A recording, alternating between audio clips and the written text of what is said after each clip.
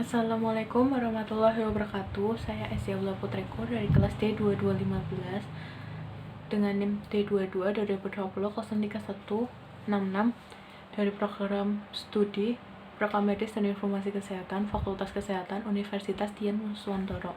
Di sini saya akan menjawab UTS mata kuliah pengantar kodifikasi dan kodifikasi sistem muskuloskeletal, respirasi, dan kardiovaskular.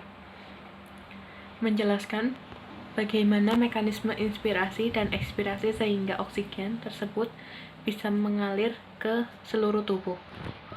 Di sini saya akan menjelaskan tahapan proses dalam mekanisme pernafasan.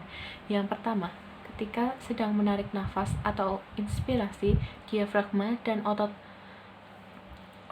antar tulang rusuk akan berkontraksi dan meluaskan rongga dada sehingga paru-paru mengembang dan terisi udara.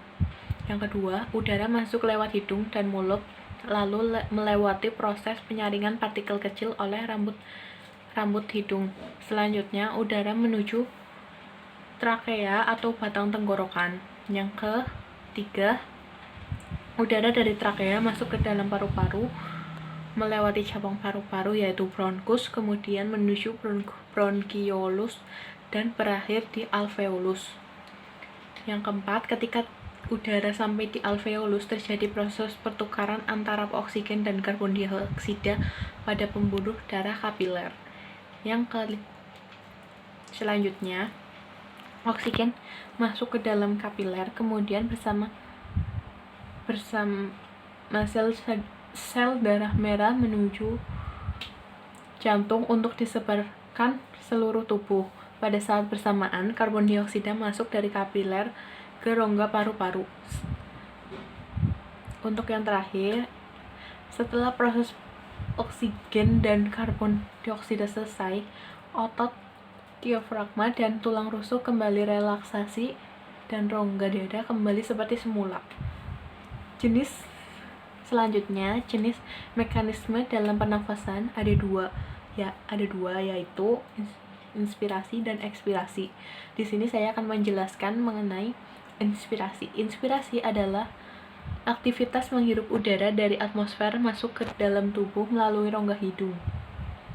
Pada proses inspirasi, diafragma dan otot dada akan mengalami kontraksi, volume dada membesar, paru-paru mengembang, dan udara masuk ke dalam paru-paru. Ekspirasi. Yang kedua, ekspirasi berbanding terbalik dengan inspirasi. Adalah aktivitas pelepasan karbon dioksida dari dalam tubuh sehingga kemudian dibawa keluar melalui rongga hidung.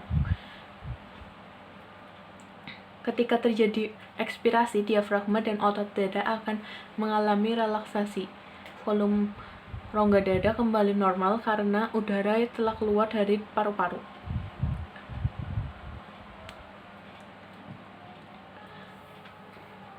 Pada proses pernafasan dada, proses inspirasi pernafasan dada dimulai ketika terjadi kontraksi antara tulang rusuk yang menyebabkan dada terangkat sehingga rongga dada membesar.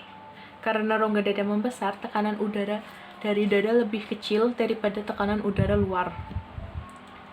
Yang kedua, proses ekspirasi, otot tulang rusuk mengalami relaksasi sehingga rongga dada menyempit dan paru-paru mengecil.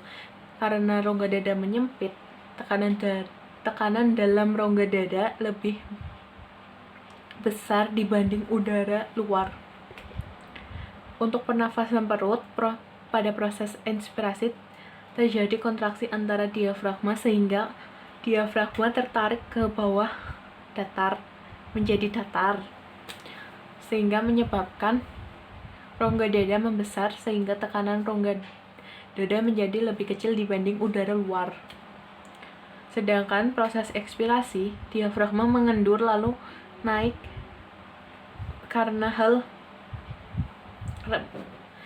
mengalami relaksasi. Hal ini menyebabkan rongga dada mengecil dan tekanannya menjadi lebih besar dari udara luar. Oleh sebab itu, udara dalam paru-paru terdorong keluar. Itulah penjelasan dari saya mengenai inspirasi dan ekspirasi. Sekian dari saya. Bila ada kata-kata yang salah, saya mohon maaf. Wassalamualaikum warahmatullahi wabarakatuh.